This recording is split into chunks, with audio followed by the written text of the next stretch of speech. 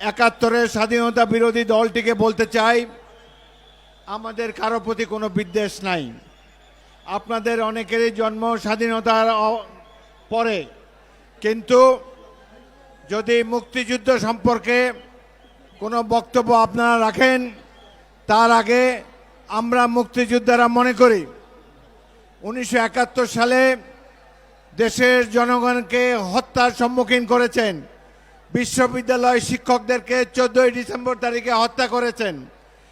স্বাধীনতা যুদ্ধে সারা দেশবাসী ঐক্যবদ্ধভাবে স্বাধীনতা সংগ্রামে অংশগ্রহণ করেছে। সেই দিন আপনারা পাক বাহিনীর দোসর হিসাবে জনগণের কাছ থেকে কেবল গুনিয়ে কুড়িয়েছেন।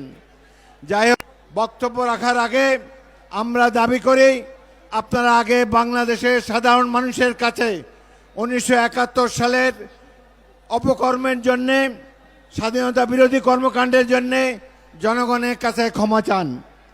জনগণ আপনাদেরকে উদার জনগণ ক্ষমা করলে করে দিতেও পারে। মিথ্যা প্রচারণা বিএনপির বিরুদ্ধে করবেন না। আমাদের নেতা শহীদ রাষ্ট্রপতি জিয়াউর রহমান মুসলিম বিশ্বের একমাত্র শাসক খোলাফায়ে রাশেদিনের পর, যার বিরুদ্ধে কোনো দুর্নীতির অভিযোগ নাই, যিনি তার দেশপ্রেম সততা দিয়ে বাংলাদেশে কোটি মানুষের হৃদয় জয় করেছেন।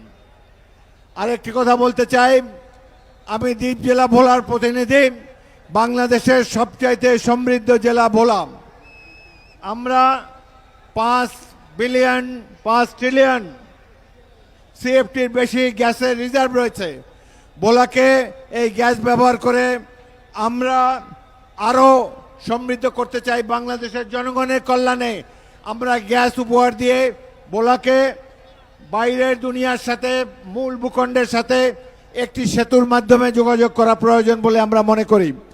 যাই হোক, আগামী দিনে জনাব তারেক রহমানের নেতৃত্বে আমরা একটি সমৃদ্ধ বাংলাদেশ গড়ব।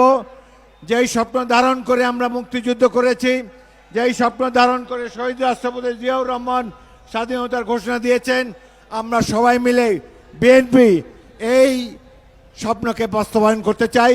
সমৃদ্ধ গণতান্ত্রিক বাংলাদেশ দেখতে চাই। সবাইকে অসংখ্য ধন্যবাদ। আল্লাহ হাফেজ। বাংলাদেশ জিন্দাবাদ, বিএনপি জিন্দাবাদ।